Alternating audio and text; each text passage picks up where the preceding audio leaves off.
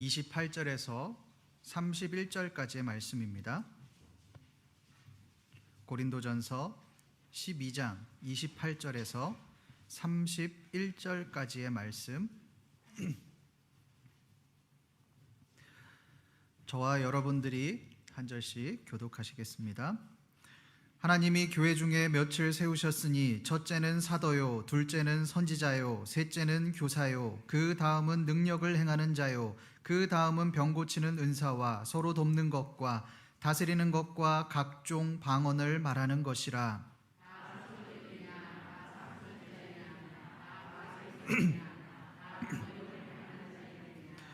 다 병 고치는 은사를 가진 자이겠느냐? 다 방언을 말하는 자이겠느냐? 다 통역하는 자이겠느냐?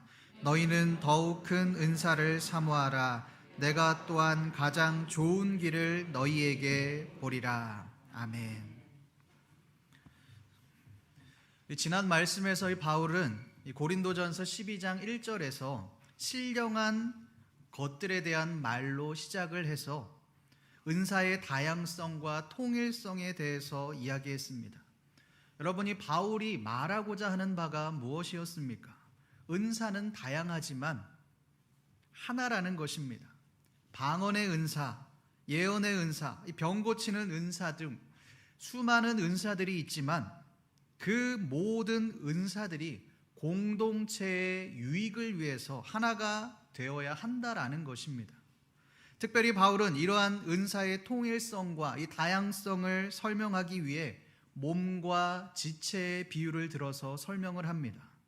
한 몸 안에 많은 지체들이 있는 것처럼 교회 또한 예수 그리스도의 몸 안에서 다양한 지체의 모습으로 섬기고 신앙생활을 해야 한다라고 바울은 지난 말씀에서 말씀했습니다.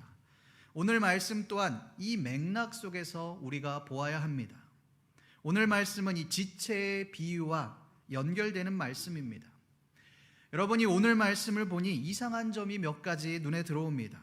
바로 28절과 31절의 말씀입니다. 먼저 31절 말씀을 살펴보겠습니다. 31절 말씀 함께 읽어보겠습니다. 시작. 너희는 더욱 큰 은사를 사모하라. 내가 또한 가장 좋은 길을 너희에게 보이리라. 바울은 지금껏 이 은사에 대해서 말을 했는데 그 결론은 모든 은사가 동일하다는 것이었습니다. 방언의 은사, 다른 은사가 높고 낮음이 없다. 모두 동일한 은사이다라고 그렇게 말을 했습니다. 그런데 갑자기 더욱 큰 은사를 사모하라라고 그렇게 말을 합니다. 그렇다면 이 말씀에 근거하면 은사 중에 가장 중요한 은사가 있고 또 중요하지 않은 은사가 있다라는 말로 들려집니다. 그럼 바울의 말이 일관성이 없는 그런 말처럼 보여집니다. 28절 말씀도 보십시오. 우리 함께 읽어보겠습니다. 시작. 하나님이 교회 중에 몇을 세우셨으니 첫째는 사도요, 둘째는 선지자요, 셋째는 교사요, 그 다음은 능력을 행하는 자요, 그 다음은 병 고치는 은사와 서로 돕는 것과 다스리는 것과 각종 방언을 말하는 것이라. 28절 말씀에도 보면 이 바울이 은사에 대해서 말을 할 때 첫째, 둘째, 셋째 그리고 그 다음은 뭐뭐다라는 구조를 가지고서 말을 합니다. 그렇다면 바울은 은사에 대해서 등급을 매기고 있는 것처럼 보입니다. 첫째, 둘째, 셋째는 중요한 은사이고 중요한 것이고 그 다음은 도매급으로 묶어서 중요하지 않은 것처럼 그렇게 다루고 있는 것으로 보입니다. 여러분, 과연 그럴까요? 먼저 바울이 왜 첫째, 둘째, 셋째를 언급하고 있는지를 한번 알아보겠습니다. 그러기 위해 우리가 28절 말씀을 한번 자세히 살펴보겠습니다. 바울이 말한 28절에서의 은사들을 한번 보십시오. 첫째, 둘째, 셋째는 사도, 선지자, 교사와 같은 직분을 말합니다. 그리고 그 뒤부터가 은사입니다. 능력 행함의 은사, 병 고치는 은사, 서로 돕는 은사, 다스리는 은사, 또 방언의 은사를 말하고 있습니다. 그리고 30절에 보면 방언, 통역함의 은사 등 총 6가지 은사를 배열하고 있습니다. 이 배열대로라면 능력 행함이 가장 큰 은사처럼 보입니다. 그리고 상대적으로 방언이나 통역의 은사가 상대적으로 덜 가치 있는 것처럼 보여집니다. 그렇다면 이것을 비교하기 위해서 우리가 고린도전서 12장 9절에서 10절 말씀을 한번 보겠습니다. 우리 고린도전서 12장 9절에서 10절 말씀을 함께 읽어보겠습니다. 시작. 다른 사람에게는 같은 성령으로 믿음을, 어떤 사람에게는 한 성령으로 병 고치는 은사를, 어떤 사람에게는 능력 행함을, 어떤 사람에게는 예언함을, 어떤 사람에게는 영들 분별함을, 다른 사람에게는 각종 방언 말함을, 어떤 사람에게는 방언들 통역함을 주시나니. 고린도전서 12장 9절에서 10절까지의 말씀도 마찬가지로 은사들을 나열하고 있습니다. 그런데 다른 점이 있습니다. 능력 행함의 은사가 앞에 오지 않습니다. 믿음의 은사가 가장 앞으로 왔습니다. 능력 행함의 은사는 세 번째로 빠집니다. 그 외에도 조금 배열 순서가 오늘 말씀과는 좀 달라 보입니다. 그러나 이 두 구절이 동일하게 배치하고 있는 것이 있습니다. 그것은 마지막에 말하고 있는 은사들입니다. 방언에 관한 은사를 말할 때는 이 9절부터 10절까지와 또 28절 모두 동일하게 가장 마지막에 방언의 은사들을 배치한 것을 우리가 볼 수 있습니다. 여러분, 바울이 왜 이렇게 했을까요? 이것은 의도적으로 바울이 방언이 중요하지 않다라는 것을 말하고 있는 것입니다. 왜 바울이 이렇게 할까요? 방언의 은사가 다른 은사들보다 중요하지 않아서가 아닙니다. 고린도 교인들이 방언을 가장 중요한 은사로 여겼기 때문에 가장 뒤로 뺀 것입니다. 고린도 교인들은 이 방언의 은사를 받지 않으면 믿음이 약한 성도라고 그렇게 생각했습니다. 이것으로 인해서 교회가 시끄러워지고 교회 안에 문제가 생기고 분란이 일어났습니다. 그러니 바울은 의도적으로 이 방언을 가장 마지막으로 배치하여 너희들이 최고의 은사로 여기는 그 방언이 중요한 은사가 아니다, 이것을 의도적으로 말하고 있는 것입니다. 그렇다면 두 번째로 바울은 왜 은사 앞에 사도, 선지자, 교사를 말하고 있는 것일까요? 사도와 선지자, 교사를 한번 자세히 보십시오. 우리가 자세히 보면 다른 직분들 같지만 곰곰이 생각해 보면 같은 직분들입니다. 신학적으로 예수님의 삼중직을 이야기할 때 세 가지를 말합니다. 그것은 왕, 선지자, 제사장입니다. 예수님은 유대인의 왕으로 오셨고 또 선지자의 역할을 감당하셨습니다. 또한 하나님과 우리 사이에 제사장의 역할을 감당하셨습니다. 이것이 바로 예수님의 역할입니다. 예수님은 한 분이시지만 세 가지 역할, 세 가지 직분을 감당하셨습니다. 사도도 마찬가지입니다. 사도는 하나님이 부르신 그 사람들을 말합니다. 당시에 이 사도가 해야 할 일들 중에 가장 중요한 일은 가르치는 일이었습니다. 복음을 가르치고 하나님의 말씀을 가르치는 것이 사도의 중요한 역할이었습니다. 제사장의 역할도 마찬가지입니다. 그렇다면 이 세 가지 직분은 각각 다른 부류의 사람들을 말하는 것이 아니라 하나님의 부르심을 받은 사람들을 말하고 있는 것입니다. 그러나 이 사도라는 직분을 예수님의 제자로만 국한시킨다면 그것은 지극히 제한적인 생각입니다. 하나님의 부르심을 입은 사람들은 비단 예수님의 제자들 뿐만 아닙니다. 하나님의 부르심을 입은 모든 성도들을 의미합니다. 여러분이 만인 제사장론이라는 것이 있습니다. 이것은 목회자만 하나님의 부르심을 받았다라는 말이 아니라는 겁니다. 목회자만 하나님께서 부르신 제사장이 아니라는 겁니다. 모든 성도들이 하나님의 거룩한 제사장이다라고 주장하는 것이 바로 만인 제사장론입니다. 그렇다면 바울은 지금 비단 사도와 선지자들, 이 교사들에게만 이 말을 하고 있는 것이 아닙니다. 하나님을 믿는 모든 고린도 교인들을 향하여 이렇게 말하고 있는 것입니다. 바울이 왜 이렇게 말을 합니까? 그들이 맡겨진 사명들을 잘 감당하지 못했기 때문에 그렇습니다. 사도로 부르심을 받은 사람들은 부르심을 받은 대로 사명을 감당해야 하고 또 거룩해야 할 책임이 있는데 그렇게 하지 않은 겁니다. 하나님의 이름을 높이고 하나님 앞에 영광을 돌려야 하는데 자신의 영광을 나타내고 자신의 이름을 나타낸 것입니다. 고린도 교회 파당의 이름들을 한번 살펴보십시오. 바울파, 아볼로파, 게바파, 다 사람의 이름을 따라서 만든 파들입니다. 이것은 파당이 만들어진 목적 자체가 하나님을 위해서 만든 것이 아니라 사람을 위해서 만든 것임을 우리가 볼 수 있습니다. 특정한 사람들을 높이기 위해서 그 이름을 파에 집어넣은 것을 우리가 볼 수 있습니다. 물론 바울도 아볼로도 베드로도 이것을 원하지 않았겠죠. 이것이 마음에 들지 않았을 겁니다. 그러나 고린도 교인들의 대부분의 사람들이 이러한 생각을 가지고 있었다라고 하는 것입니다. 왜 사람들이 이러한 생각을 가지고 있었겠습니까? 이 위대한 사람들의 바운더리 안에 속해 있으면 내가 그런 사람이 된 것 같아 보이기 때문에 그렇습니다. 이 위대한 사람처럼 내가 된 것 같고 어깨가 으쓱해지고 사람들 앞에 자랑할 수 있기 때문에 그렇습니다. 나는 능력이 있다. 하나님이 선택한 사람이다. 이것을 가장 잘 보여줄 수 있는 은사가 무엇입니까? 방언의 은사입니다. 그러니 방언이 유행을 할 수밖에 없는 것입니다. 성도 여러분, 우리는 어떻습니까? 우리 또한 교회에 오고 봉사를 하지만 그 봉사를 하는 목적이, 섬기는 목적이 어디에 있습니까? 사람에게 인정받기 위해 섬기고 계시지는 않으십니까?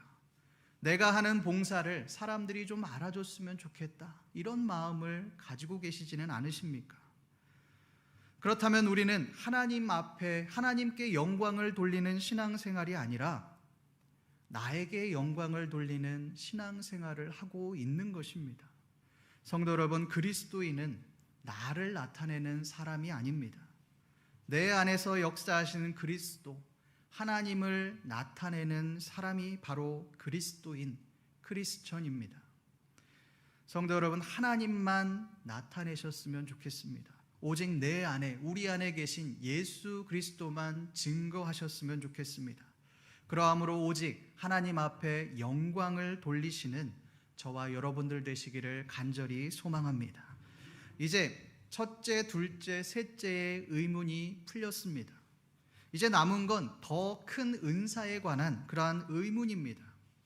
그렇다면 여러분이 바울이 말하는 더 큰 은사라는 것은 과연 무엇이겠습니까?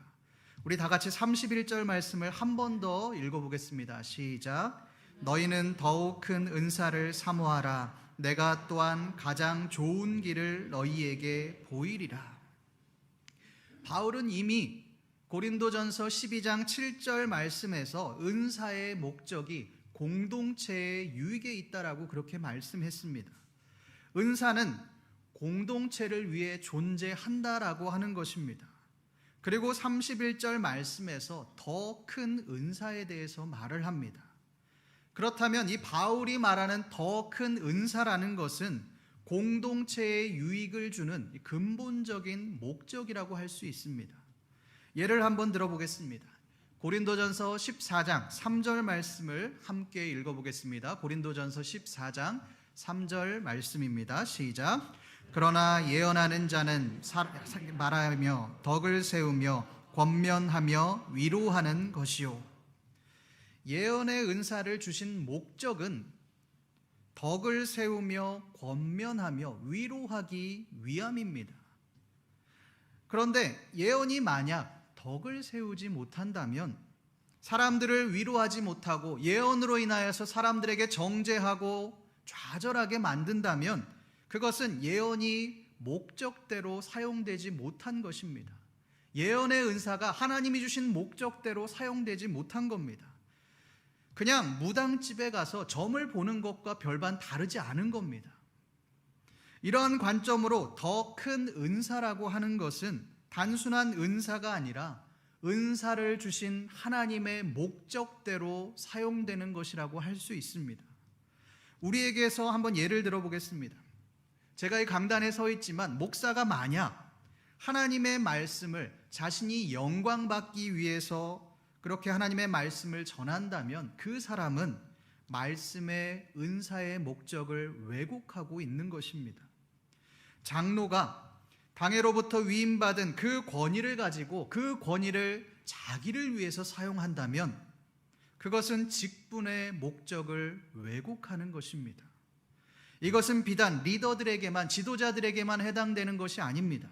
하나님을 믿는 성도가 신앙생활하는 그 목적이, 이유가 하나님에 있지 않고 나에게 있다면 그것 또한 하나님께서 부르신 그 부르심의 목적을 왜곡하고 있는 것입니다. 성도 여러분, 우리는 하나님이 주신 그 은사와 직분을 본래의 목적대로 잘 사용하고 계십니까?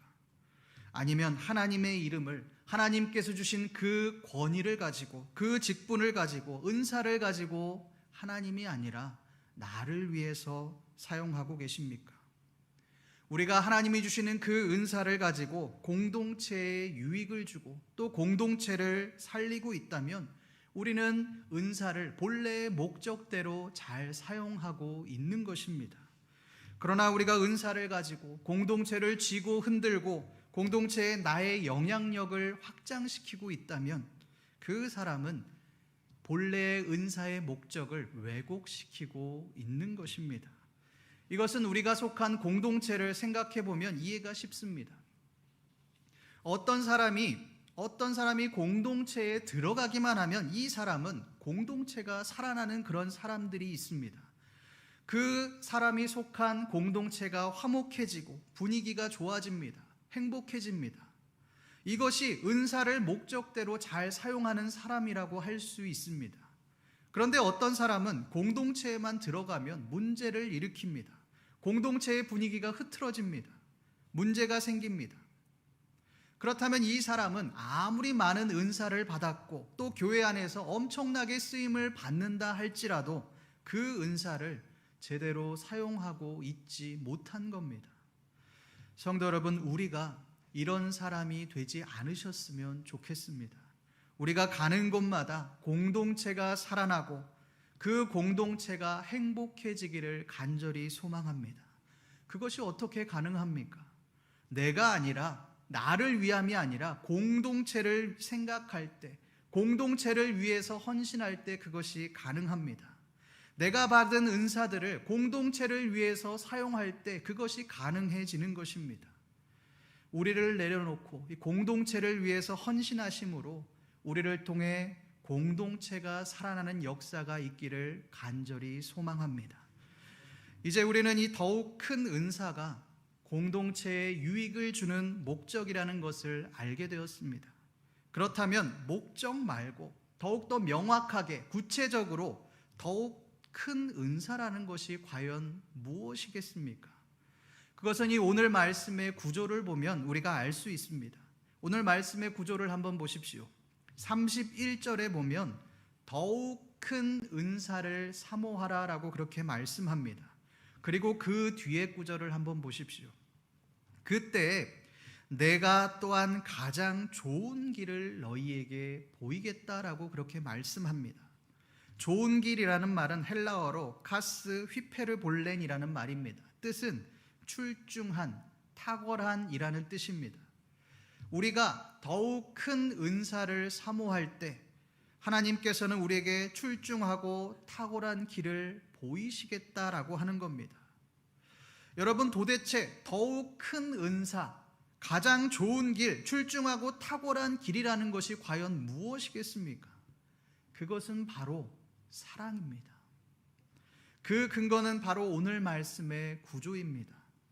12장의 마지막 절에서 바울은 좋은 길을 너희에게 보이겠다라고 그렇게 말씀합니다. 그리고 그 다음 구절 13장에서 바로 사랑에 대해서 말을 합니다. 사랑이 없으면 내가 아무것도 아니요. 사랑이 없으면 내게 아무 유익이 없다. 사랑이 절대적이다라는 것을 말씀하고 있습니다. 사랑이 없는 은사, 사랑이 없는 직분, 사랑이 없는 봉사와 헌신은 결국 아무런 의미가 없다라는 것을 오늘 말씀에서 바울은 말씀하고 있는 것입니다. 그러나 여러분, 사랑은 사람을 살립니다. 공동체를 살립니다. 교회를 살립니다. 더 나아가 우리가 속한 그 공동체를 살리는 것이 바로 사랑이라고 할 수 있습니다. 팀 하스라고 하는 미국의 최고의 주차 설계 시스템 회사를 이끌고 있는 이 하영록 회장에 관한 이야기입니다. 이분은 32살에 이미 심실 빈맥증, 심장이 제대로 뛰지 않는 그런 병에 걸려서 심장 이식 수술을 받게 됩니다. 아시다시피 이 심장 이식 수술을 받으려면 병원에서 심장이 오기만을 오매불망 기다려야 합니다. 이분은 심장 이식을 받기 위해 미국의 모든 병원들의 연락을 취한 후에 심장이 오기만을 기다리기를 무려 5개월을 기다렸다고 합니다. 이때 성경을 3번 읽었는데 이분은 성경을 3번 읽으면서 내린 결론은 이웃을 사랑하는 자가 진짜 하나님을 사랑하는 자이다라는 결론을 내렸다고 합니다. 그 마음을 가지고 그는 하나님 앞에 이렇게 서원합니다. 하나님, 만일 저를 살려주시고 제가 이 병원에서 건강하게 나갈 수 있다면, 나가게 해주신다면 저는 주님이 명하시는 대로 내 이웃을 내 몸과 같이 사랑하겠습니다. 그렇게 기도했는데 정말 신기하게도 얼마 후에 그에게 맞는 심장이 구해졌다고 연락이 왔습니다. 여러분, 얼마나 좋았겠습니까? 이제 내가 살 수 있는 절호의 기회입니다. 하나님이 나의 기도를 응답해 주셨다라고 생각하며 너무 감사해 하는데 공교롭게도 똑같이 심장을 옆방에 있는 환자도 기다리고 있었다라고 하는 것입니다. 그런데 그 옆방 환자는 오늘 내일 하는 환자였습니다. 그러니까 이 회장이 갈등이 되었습니다. 저 사람에게 내 심장을 양보해야 하는 것이 아닌가.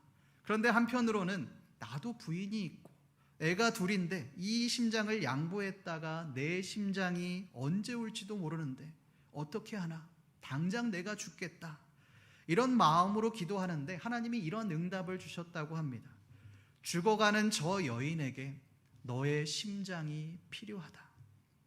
그 음성을 듣고 자기 또한 일주일밖에 살지 못한다라고 하는 그 진단을 받았지만 그 심장을 옆방에 있는 환자에게 양보했습니다. 여러분, 이것은 단순한 심장을 준 것이 아닙니다. 자기의 생명을 내어준 것입니다. 내 이웃을 내 몸과 같이 사랑한 것입니다. 그 옆방에 있던 환자는 그 심장으로 인해 살아나게 되었습니다. 그런데 정작 본인은 혼수 상태에 빠지고 말았습니다. 결과가 아주 안 좋았던 겁니다. 그런데 놀라운 일이 생겼습니다.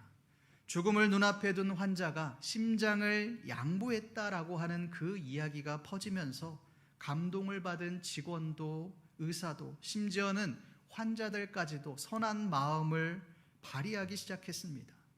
믿지 않는 병원 직원들과 또 환자들까지 모든 사람들이 한마음 한뜻으로 이 환자를 위해서, 이분을 위해서 기도하는 일이 생기게 되었습니다.